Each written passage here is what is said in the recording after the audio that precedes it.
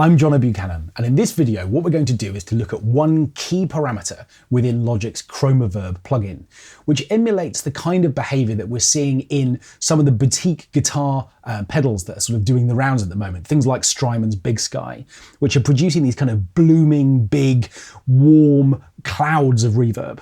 And what we can do is to bring some of that behaviour to Chromaverb. Before we see how it's done, let's just have a listen to the track we'll be working on.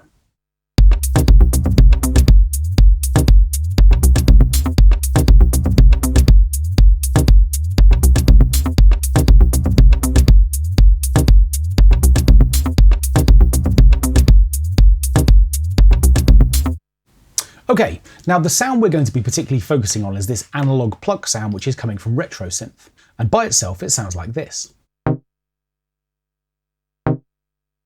Okay, so nothing too exciting, just this very dry, very muted pluck sound.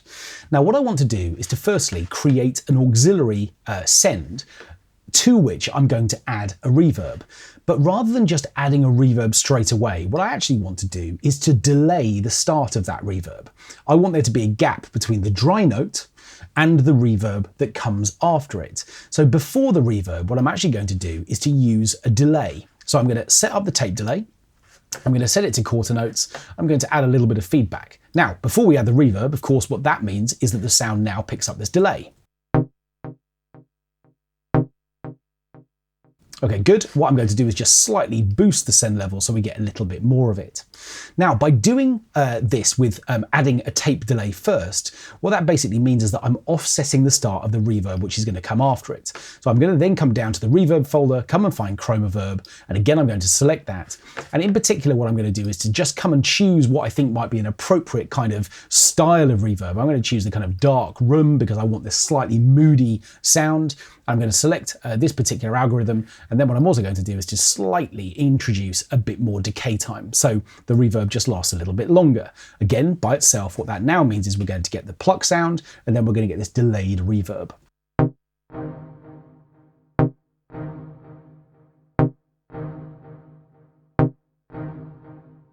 And just to show you, if I take out the tape delay, we'll just get the reverb straight away, and that produces this effect.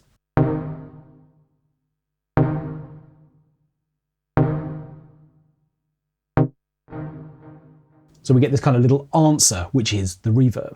Now, I mentioned one key parameter, and that is the freeze button, which is here. Now, what this does effectively is to capture the reverb at a moment in time and freeze it, hold it, if you like. So effectively, we get this rapidly sampled snapshot of the reverb as it decays, and then it will just hold and sustain in volume. And we can have some fun just literally engaging it at various points in the reverb tail.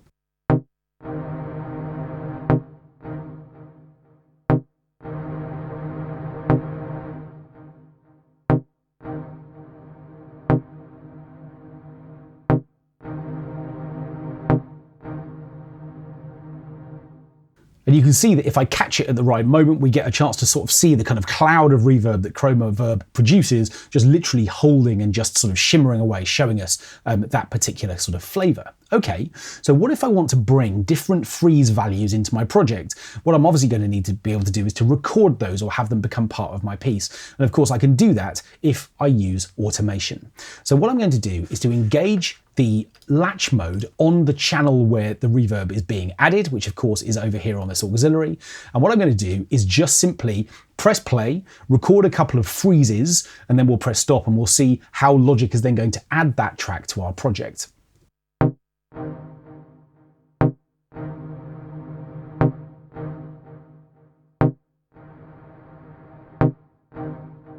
Okay, so when I press stop, sure enough, this auxiliary track is now added to my project. Here it is, and it's called Auxiliary 1. Well, I can rename it. I'm going to call this Reverb Cloud.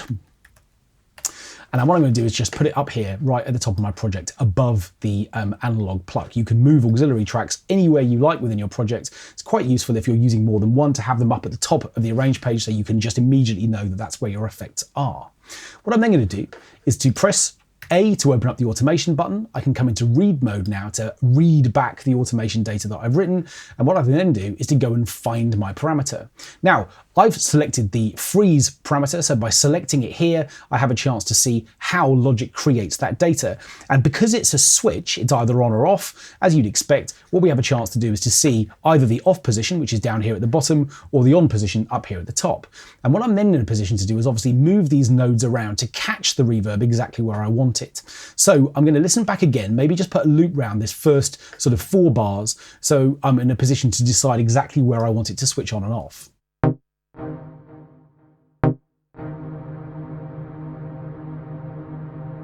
And if I press stop whilst the freeze is on, of course it's just going to hold in that position.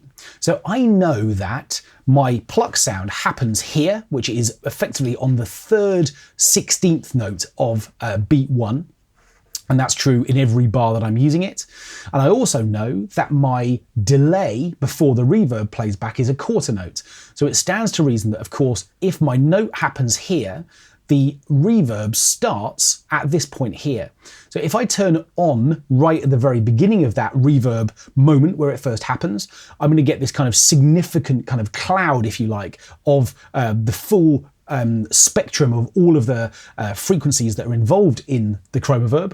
Whereas if I just back it off a little bit so it happens a bit later, I'm going to catch more the kind of end of that reverb tail.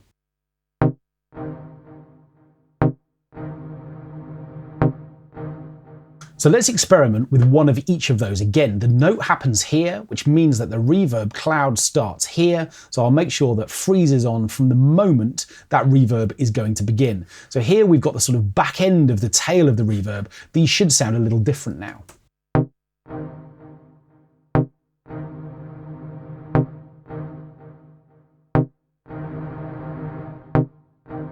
And sure enough, we get a much sort of richer, fuller, louder experience this second time round because more of the reverb's being introduced. What I'm going to do is to back this down even further away from the original signal so we're catching even sort of later reflections of that reverb.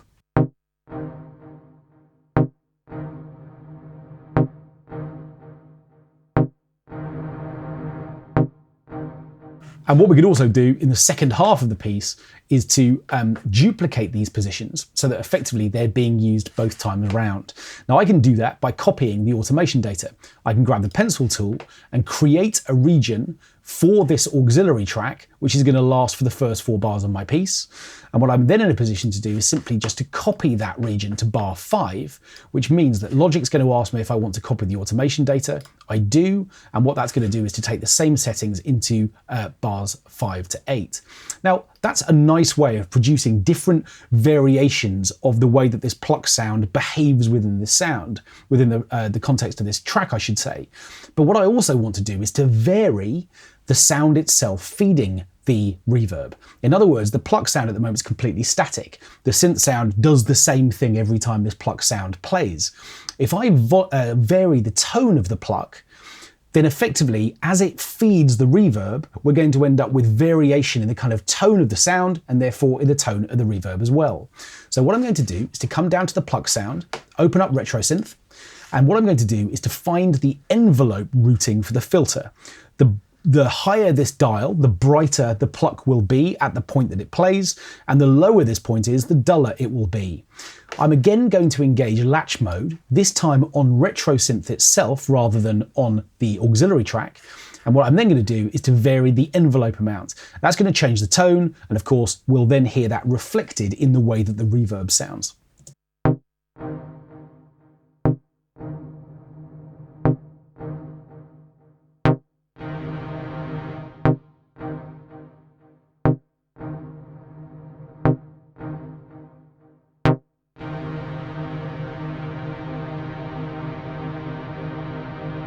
And again, because I pressed stop while we were still in an on stage of the Chromaverb, we get to hear that happening. So we can now see that this little cutoff by envelope line has been added as an automation track.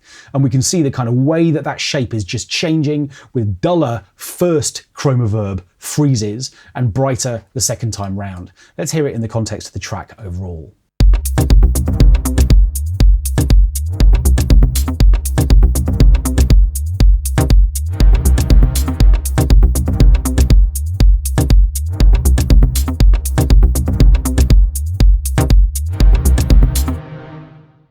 So that's working really nicely. We're getting this kind of tone change in the core sound, and that's feeding down now to our delayed reverb. So within this video, we've actually looked at a number of different things. Firstly, we've learned how to create a reverb that is offset by a delay time so that the reverb is effectively held up before we hear it. What we've then done is to see how we can use the freeze button within Chromaverb to create these kind of granular clouds of reverb, a lot like those sort of bespoke guitar sort of pedals that we're seeing so frequently in people's studios at the moment.